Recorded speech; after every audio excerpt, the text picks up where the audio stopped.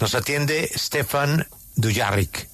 Él es el portavoz de las Naciones Unidas, del secretario general Guterres, fue vocero de Kofi Annan y trabajó con Ban Ki-moon. Es una voz muy importante en Naciones Unidas. Mr. Dujarric, good morning. Good morning to you. Thank you for having me on. Sir, what is the last numbers you have of people dead in the last days in Gaza because there is no food, no water, no help? Yes, the situation in Gaza, the humanitarian situation in Gaza continues to be horrific. It defies the words and the vocabularies we have. What I can tell you is that we managed to get in a number of trucks yesterday, and some of the aid that we got in the trucks has already been distributed to our warehouses and to community kitchens. But what has arrived is clearly just a drop in the bucket, because the fighting is continuing, the bombardment is continuing, hospitals continue to be hit, and displacement orders continue. But what is going to happen? How could happen something like this? And the world doing nothing. I mean, people is dying because there is no water, there is no food, and there is a military invasion on Gaza. And what is next? How much people, how much dead does the world has to see? Well, what we know is that what we want to see from our point of view is a cessation of hostilities, a return to the ceasefire that we had before, when Israeli hostages who remain in Gaza were released, when food was coming into Gaza, bakeries were open, schools were starting again, people were just taking very small steps to rebuild their lives. There cannot be a military solution to the Palestinian-Israeli conflict. Political leaders need to find the courage to return to the table, to restore hope to Palestinians and to Israelis that they can live together in peace side by side. We are fully aware that this seems to be such a distant dream, but we need to keep that hope alive. In the meantime, I can tell you that the Secretary General and all our humanitarian colleagues are working night and day to try to alleviate the suffering of the Palestinian people. But there needs to be pressure from the international communities on both parties to end this conflict right now. Mr. Dujarric, with a population of 2.4 million, Gaza requires the entry of 500 trucks daily of humanitarian aid. Only has been entered 90 trucks. Could you confirm that Israel's government famine policy continues? Yes, so there continues to be obstacle after obstacle to the delivery of humanitarian goods. It has taken us at least more than 3 days to manage to get the permission and to create the environment in which only 90 trucks were able to get in. As I said, 90 trucks is better than zero, but it is nowhere near the hundreds that we actually need. And we continue to do whatever we can to work with the Israeli security apparatus to ensure that aid goes in. But this cannot be the work of the United Nations Secretary General alone. The international community, those countries that have an influence on Israel and on the parties, need to make the effort to ensure that humanitarian aid gets in and that this conflict ends. What's the latest information you have about babies that are already dying because of starvation? Well, we know that there is severe malnutrition in many parts of Gaza, and that children are at risk of dying should aid not come in. There's been the bakeries are closing, the nutrition supplies that are coming in are just a tiny bit. Every day the situation gets worse. There is a severe uptick in the acute levels of hunger. Part of that is obviously lack of food, but it is also a lack of diversity of diet, and we need more aid, and we need it now. What is the United Nations doing to prevent the terrorist group Hamas from taking over humanitarian aid? The UN does not operate an armed police force, right, in Gaza. Our protection against looting and against armed groups, whether Hamas or others, taking the aid, is the community. The community needs to protect us. And I can tell you that we've had cases of looting, and in some cases by armed individuals. We don't know who those armed individuals are working for, because I think, as your listeners can understand, if somebody points a gun at you to take what you have, you're not asking questions. But we've also seen cases of what I would call self-distribution, where people are so anxious and so afraid that they will not get aid, that they see a truck come in through their neighborhood, that they will grab what's on the truck. And that's part of the issue. So the less aid we're able to come in, the more dangerous it is for our staff who are bringing that aid in. If people know that the delivery of aid will be large volumes and consistent, it lessens the risk to our own staff. Is possible for a special General Assembly meeting and pull out Israel from UN? Look, this is not about removing member states from the organization. There is a process through the charter of the UN that goes through the Security Council and so forth. Our focus right now is on ensuring that aid gets in, that we at least get the minimum for people to survive, and then push the parties back to a political process. You know, I keep coming back to that, and as I said, it seems far-fetched, but it is the only long-term solution for this crisis. The long-term solution does not involve the forced displacement of Palestinians out of Gaza. The long-term solution involves the both sides finding the political courage to move forward. Sir, I would like to ask you, in Washington, D.C., do you consider Hamas, a group that kills people, kidnaps people, a terrorist organization?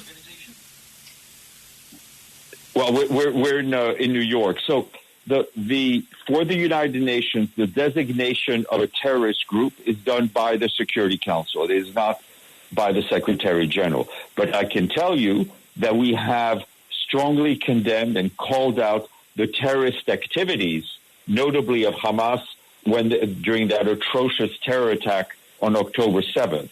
Acts of terror are condemned and called out very clearly by the Secretary General. Is there anything else that the international community and the United Nations can do to end the suffering in Gaza? Well, we are doing everything we can. It is our primary focus, right? To do whatever we can to get aid through, to distribute it to those in need. But as I said earlier, we cannot do it alone.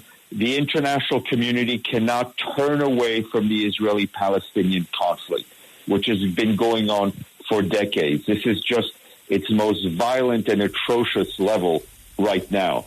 But we cannot turn away. We cannot give up. We all need to work towards the same goal, which is a state of Israel and a state of Palestine living in peace side by side. And I think the farther away that dream seems, the harder we have to work at it to try to reach it.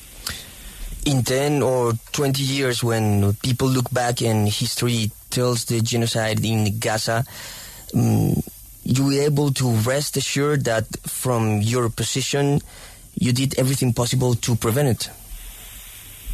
I think from the Secretary General's position, we have not stopped working to end the violence in Gaza since it started. I think the international community, the member states of the UN, will all have to draw up their own responsibilities and conclusions for their actions. Do you think that the meeting that is going to take place in next June, when France is going to recognize Palestine as a state, is going to change something? Well, we very much hope so, because it is focused on ensuring that the two-state solution does not die. For UN, what is happening in Gaza, because Israel is a genocide? For the UN is a very complex organization. It has many parts. I can only speak for the Secretary General. For the Secretary General, he does not have the authority to label something as a genocide. That needs to be done by court. But that's semantics, right? We have been very outspoken in condemning the violence that the Palestinian people have been exposed to, the killings of civilians, the violations of international law, and we will continue to do that. And he must go to a trial as a war criminal. Sorry? Mr. Netanyahu has to go to a trial because he could be a war criminal. Well, the International Court of Justice, I think, has taken the decisions, has issued its warrants. It is very important that all those countries who signed up to the International Criminal Court respect and support its work. Mr. Dujarric, thank you very much for your time and for all you can do for these people in Gaza. Thank you very much. Bye. Bueno, Grace, ¿quiere que metamos unas cuñas para que respire? Sí, mejor, y organiza aquí las notas. Y organiza su cabeza. John está escuchándola, ¿no? Bueno, me imagino, espero. John la está escuchando, quiere saber cómo le va con esta traducción. Pues nunca habíamos llegado tan lejos en Naciones Unidas, ¿no? Es el portavoz del secretario general. O sea, él habla por Antonio Guterres. Esta es la W. Grace, más tiempo no le puedo dar. No, ¿qué dijo el secretario de las Naciones Unidas? Bueno, le pregunta a Julio sobre los últimos números que tienen de personas que han fallecido en Gaza por la falta de comida, agua y ayudas en la Franja de Gaza. Dice que la situación humanitaria en la franja sigue siendo horrenda, que supera todo lo que se pueda describir, incluso con palabras o con el vocabulario. Él puede hablarnos de los camiones que ya pudieron entrar ayer, que ya alguna de esa ayuda está siendo distribuida en algunas cocinas comunitarias y puntos de distribución, pero que esa es una sola gota en un balde, porque continúa el bombardeo, los hospitales siguen afectados. Nos dice que los llamados por parte del ejército israelí para desplazar a las personas continúa, así que la situación sigue siendo muy difícil. ¿Cómo pasa algo así y el mundo no hace nada? ¿Qué sigue? ¿Cuánta muerte tiene que haber en el mundo para que se haga algo? Y él dice que lo que saben es que quieren ver el fin de las hostilidades. Ellos quieren que se retorne a ese cese al fuego que hubo cuando hubo liberación de secuestrados, cuando los colegios, las panaderías comenzaron a funcionar, cuando se dieron pasos importantes para que las personas empezaran a reconstruir sus vidas. Nos dice que este conflicto no puede tener una solución militar. Los líderes políticos deben tener el coraje de volver a sentarse en la mesa de negociación, de volver a llevar esa esperanza que necesitan ambos pueblos para que puedan vivir en paz juntos, lado a lado.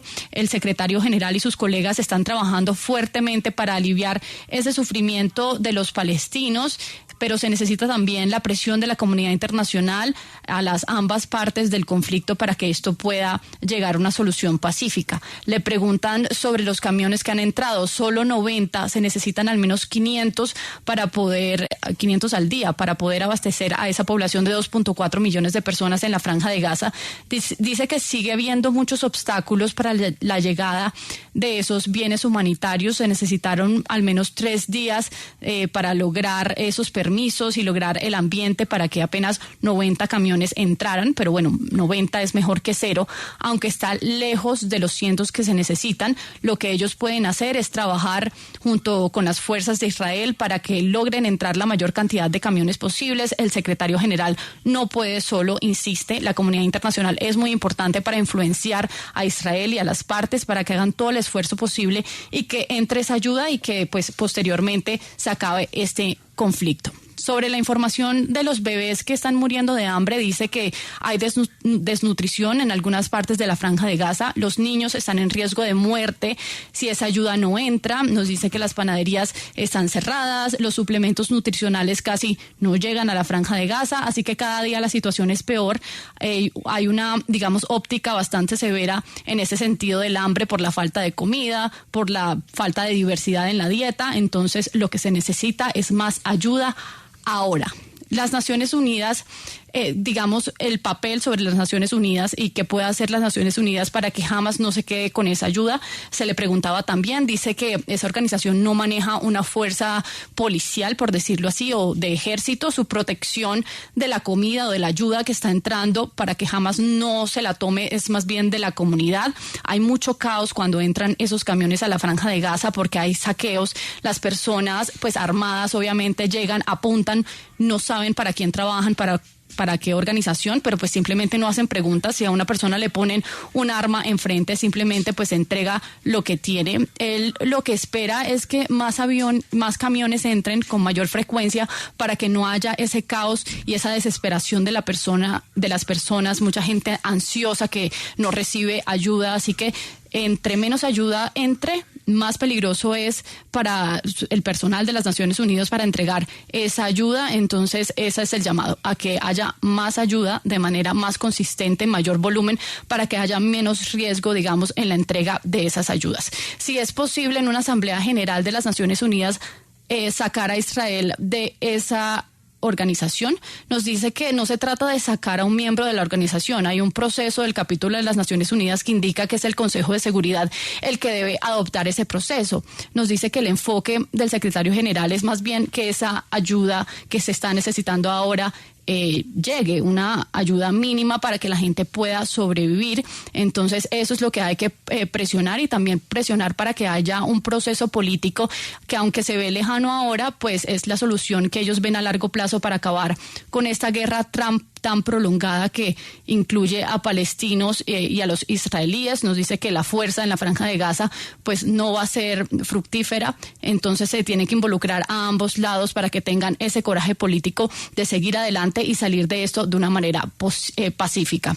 Si consideran a Hamas una organización terrorista, nos dice que las Naciones Unidas designan digamos, no pueden hacer esa designación de un grupo de terroristas. Eso lo hace el Consejo de Seguridad, no el secretario general, pero pues ya eso es retórica. Simplemente ellos ya han condenado las actividades que hace Hamas. Nos dice que condenaron las atrocidades que se vivieron el 7 de octubre y condenan todos los actos de terror que comete Hamas. El secretario general ha sido muy claro en esa perspectiva. ¿Hay algo más que la comunidad internacional puede hacer para acabar con ese sufrimiento de la Franja de Gaza? Ellos están haciendo lo más que pueden, ese es el foco que ellos tienen, ayudar a que esa ayuda humanitaria y esos suministros entren, que se distribuya lo que sea necesario, pero no pueden solos. Hace nuevamente el llamado a la comunidad internacional que no le den la espalda a este conflicto de décadas, que es atroz a nivel internacional, que no se pueden rendir y necesitan trabajar todos en la misma meta para que haya un Estado de Israel y un Estado